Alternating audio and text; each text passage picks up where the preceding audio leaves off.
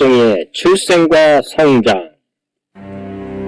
박정희, 그는 일제강점기 1917년 11월 14일 경상북도 구미에서 하급 군관이 효력 부위를 지낸 농민 박상빈과 백남의 부부 사이에서 오남 이녀의 막내로 태어났다. 그도 가난한 집안에 입이 늘어난다는 생각에 박정희의 모친은 여러 방법으로 뱃속의 박정희를 태어나지 못하게 하려 했으나 실패하고 박정희는 그대로 태어났다. 대구 사범학교에 입학하는데 흥행평가에서 양이 4번, 가가 1번이었지. 군사체육 발령 교과목의 성적은 뛰어났다고 합니다. 1937년 3월 대구 사범학교를 졸업하고 문경 국립보통학교 초등교사로 부임한다.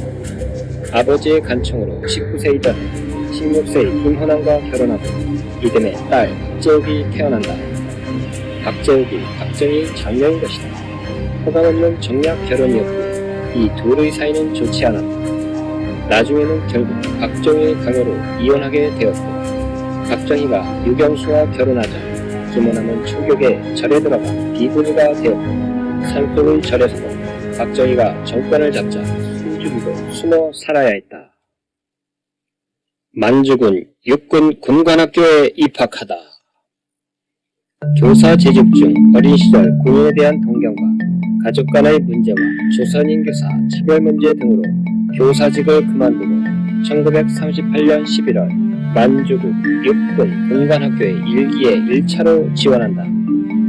그는 나이 제한으로 시험 볼 수 없는 처지였으나 혈서를 써서 지원해보라는 동료 유중선의 권유로 혈서를 써서 보낸다. 이 사실이 신문에도 게재되자 후원자가 생기는 등 그는 결국 합격하게 된다. 다음은 그 혈서의 일부이다. 일본인으로서 수치스럽지 않을 만큼의 정신과 기대고 일사라봉이 굳건한 결심입니다. 확실히 하겠습니다. 목숨을 다해 충성을 다할 각오입니다. 한 명의 만주 국군으로서 만주국을 위해 나아가 조국을 위해 어떠한 일신의 영달을 바라지 않겠습니다. 멸사봉고 견마의 충성을 다할 결심입니다. 그 후 1942년 만주 군관학교 예과를 수석 졸업한다. 이때 사용한 이름이 다카키 마사오이다. 수석 졸업생으로 대동아 공영권을 일으켜서한 선전에서 목숨을 바쳐 사쿠라와 같이 훌륭하게 죽겠습니다 라고 선사하며 만주국 황제 그에게 은사품으로 금장시계를 받고 일본 육사 유학생대 편입 특전을 받았다.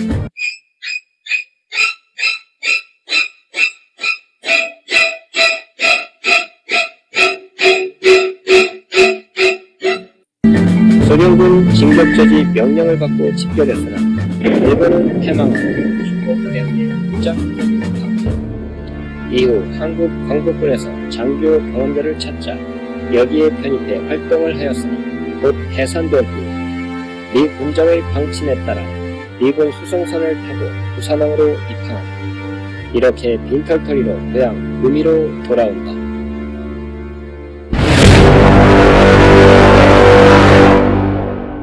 군만 돌아온 박정희에게 가족들은 은총을 주자 1946년 남조선 국방경비대에 들어가서 포병 소위 계급을 받는다. 복무 중 셋째 형이며 공산주의자진 박상희가 대구 11 사건으로 경찰에게 사살된다. 형 박상희에 대한 복수심과 주인의 권유로 남조선 노동당에 들어가 대한민국 국군 내 남노당 불합시들의 군사 총책으로 활동하였다. 이 활동은 당시 공산주의자가 남한에서 감행한 작전 중 가장 큰 규모였다. 1947년 이화여대 아동교육학과 1학년 이현란과 만나게 되고 동거를 시작한다.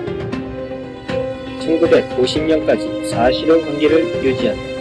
이현란은 광화문 산부인과에서 아들을 출산해서 약 6개월 뒤 아들은 사망했고 이현란이 남긴 편지에 의하면 용산 관사 뒷산에 암매장한다. 당시 박정희는 여수 사건과 연루되며 감옥에 있어 아들의 얼굴도 못 보고 장명도 못했다.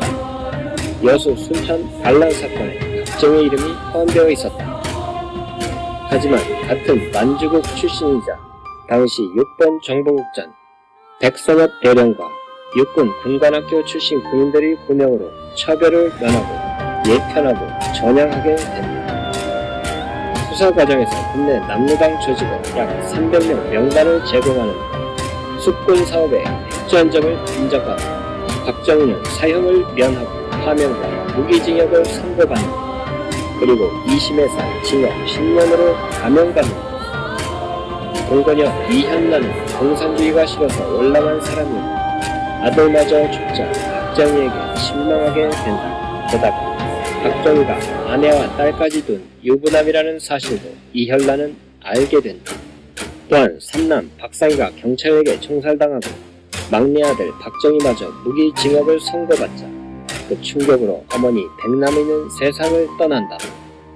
이후 박정희는 군에서 나오게 되는 백선엽을 추첨으로 박정희는 민간인 신분인 군속으로 육군 전투정보과에서 근무하게 된다. 이곳에서 박정희는 훗날 자신이 쿠데타 주축 세력이 되는 육군 8기들과 접촉하게 된다. 그 중에서 8기 우등조력으로 정보과에 배속돼 김정필과 각별한 인연을 맺는다. 또한 훗날 자신의 독재를 공고히 하는데 큰 공을 세우는 이브라임 역시 이곳에서 만나게 된다. 6.25 전쟁이 발발하자 육군 포병 소령으로 복귀하였고 육군본부 작전정보국 제1과장을 거쳐 9월 15일 중령으로 진급하고 대구로 올라가는 육군본부 수송 지휘관을 맡았다. 결국 1950년 2월 박정희는 이현란과 헤어진다. 같은 해 11월 기호남과 협의위원으로 헤어진다. 같은 해 12월 천주교 대구교구 계산성당에서 허학의 주례로 유경수와 재혼한다. 죽음에서 탈출한 박정희 전쟁을 일으키다. 만주 출신 친일파들은 한국 군대를 휘어잡았다. 이렇게 친일파들이 해방 후에 설칠 수 있었던 까닭은 두말할 나위 없이 미국과 이승만 때문이었다. 1955년 7월 제5사단 사단장이 1957년 3월 소장 진급자 명단에 올랐을 때 진급 담당자들은 과거 남로당 경력을 문제 삼고 백선엽에게 항의했다. 이때 백선엽은 박 장군에 대해서는 내가 보장한다 라고 하였다. 결국 진급이 된다. 이 덕분에 박정희는 대통령이 된 후 백선엽을 백형이라고 부를 정도로 가까워졌다. 그럼 여기서 백선엽은 누구인가? 그는 앞서 박정희와 같은 만주국 육군 군관학교 출신이고 반도 특설대에서 장교로 근무하였다. 건국 후 독립운동가 조만식의 비서로 일했다. 소련이 이북에 진주하자 그해 12월 월남 한국전쟁에서 인민군에 패퇴하여 서울 조기 함락의 빌미가 되었다. 다부동 전투에서 전공을 세우며 32세에 대한민국 최초의 대장이 되었다. 하지만 박경석 장군의 낙동강 다부동 전투를 백선엽 혼자 막은 것처럼 한 것은 말도 안 되는 얘기라고 말한다. 한국군 5개 사단과 미군 3개 사단이 합심해서 방어했다. 백선엽은 그 일부를 막은 것이라는 것이다. 교통부 장관 다수국가의 대사 기업 사장들을 역임하고 동생 백인혁과 인천 선인재단을 설립한다. 2020년 7월 10일 100세의 나이로 사망한 백선엽의 동생은 백인혁인가 백인혁은 부패 군인의 대명사였다. 쿠데타 이후 박정희는 백인혁을 처단하고 싶어서 1948년 여순 사건에서 박정희의 목숨을 살려준 백선엽을 생각해 선처했다고 조갑제 내무담에 침을 뱉어라 에서 기록하고 있다. 당시 선인재단의 비리는 상상 초월이었고 동양 최대의 사학 비리였다. 두 형제의 천문학적인 재산은 어떻게 형성되었는지 짐작할 수가 있다. 미국 극비문서에서 5.16 쿠데타 당시 또한 미 대사 필립 하비도 참석한 백선엽은 혜택과 진급, 적절한 사면의 방법으로 자신의 파벌적 역량을 축적한다. 그는 다른 참모 총장보다 더욱 부패한 것으로 유명하다라는 것이 미국의 실제 평가다. 그의 내면을 더욱 알 수 있는 사례가 있다. 백선엽은 창씨 개명으로 자신의 이름을 티라카와 요시노리로 바꾼 적이 있다.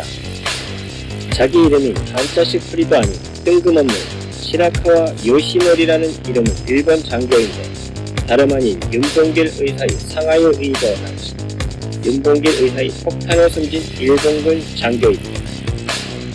다시 본 얘기로 돌아왔습니다. 박정희는 그 후 출세가도를 달리다 4.19 혁명으로 이승만은 하야하고 민주당이 집권하자 이종찬은 장면 총리에게 박정희의 중용을 건의합니다. 장면은 유엔 총사령관 하터 메그루더와 논의하며 박정희의 신원을 조회하고 박정희는 좌익이다라는 김현일 참모총장의 답변을 듣는다. 이 일로 앙심을 품은 박정희는 전 상관이었던 이영문처럼 정변을 계획한다. 1961년 4월 19일 4.19 1주년을 디데이로 잡아 빈간에서 대규모 집회가 생길 것을 예상하고 이 혼란을 틈타 정권 탈취를 계획한다. 근데 아무 일도 없자 공황 상태에 빠지기도 했다.